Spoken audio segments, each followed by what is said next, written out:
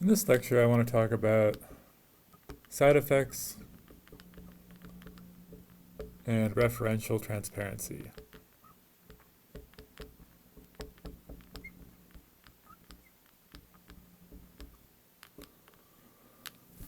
So recall where we are in Lettuce, right? So let's take a look at our abstract syntax, right? We have everything as an expression, and we have, right, ident and const and plus and greater than or equal to,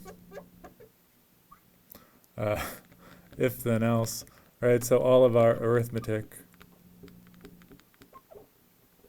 and conditional statements. We also had our let binding. We had our function defs and our function calls and our let rex for dealing with recursive functions. And now we've added these three new terms, right? New ref, which takes a expression, right? This is going to be some value that I'm going to store in my memory and then return a reference to. We have deref, which takes in an expression, and this should be the pointer to the location in memory that we want to get the value back out of. And then we have assign ref, right, which takes in two expressions. This first one is going to be the pointer to the location in memory, and then this second one is going to be the value that we want to put in that location. So up until this point, right, up until our new reference system, all of this has been what's called purely functional. Purely functional.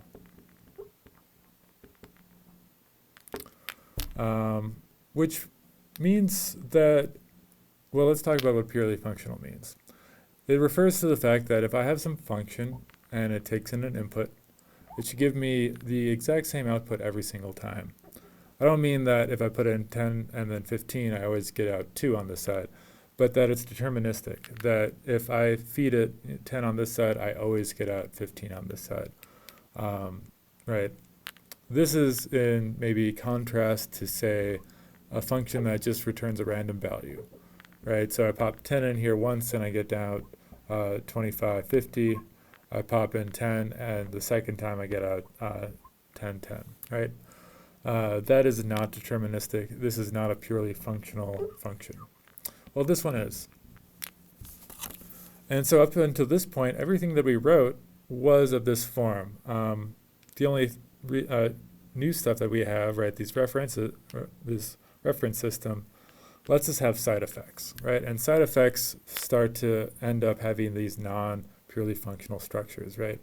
So you could think about a simple one, which maybe it keeps a track in the store of how many times has my function been called. So I enter 10 in, and maybe I get out 10. Next time I put 10 in, I get 11. Next time I put 10 in, I get 12, right? Because I'm incrementing some counter in memory that is outside of the space that my computation is really going on, right? That has this store. So it's operating with side effects. And when we don't have these sort of side effects things, it's called referential transparency. So a cleaner way to describe this, perhaps, is suppose we have this big function, or this big expression, right? This computer program, and there's a small subroutine over here, right, that maybe it adds a bunch of numbers together. It's a really complex little sequence of things, but it resolves out to 10, right? And we say that this code has referential transparency if I can remove all of this complicated stuff and just replace it with 10. And the whole program will still run, right? It'll still run and give us the exact same thing out. You can see that in a purely functional language, right, something that has no side effects, this is going to happen pretty normally, right? This is just how things will work. And it allows for a lot of optimization, right? Because if you sort of know what the end result is, you don't have to do the calculations. You can just replace it with the end result.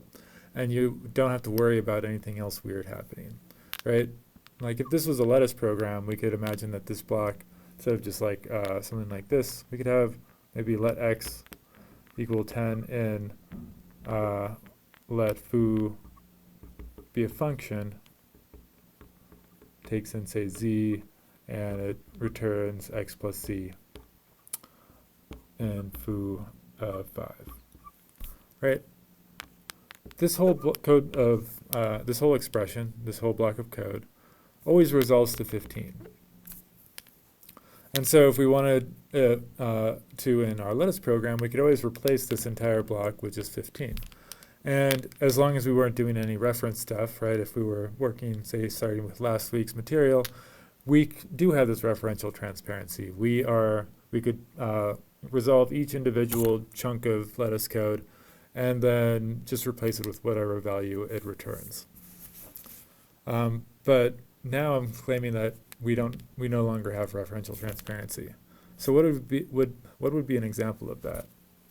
Right. Well, what if we have something like let x be a new ref to let's say we're going to store 5 in there, and then foo is going to be a function, and in fact I just want to say something like this.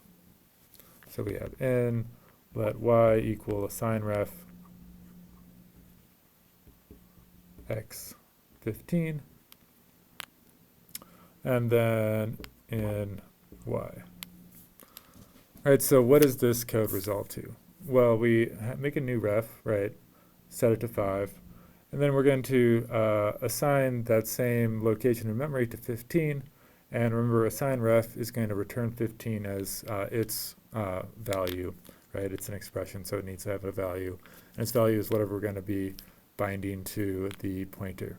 All right, so this is going to turn to 15, and we'll just return 15. So why does this fail referential transparency? Well, it's because if I end up using x somewhere down the line, right, it was 5 here, and this chunk of code, right, is no longer referentially transparent, right, because we are changing the value of x as a side effect. I think that's about all I wanted to say on side effects and referential transparency. This is a very fundamental concept in functional programming. And one thing that we have to deal with here is we have to be a little cleaner with how we do things, right? Before, we could be a little sloppy because we didn't have to worry about keeping track of anything outside of the scope of our sort of current little expression block. Right, and with referential transparency, we didn't have to worry about anything outside of our local block because it's all deterministic. Everything's happening in there, and I can always just replace it with its own or with the value that it resolves to. But now we have the situation where we have side effects. We have a little store on the side here, right? And we put 15, and then once I run this code block, all of a sudden, it was 5, and now it's 15. And so we have to be a little more careful with how we make sure to update everything and keep track of what's going on, which we'll see when we deal with the semantics of all of these references.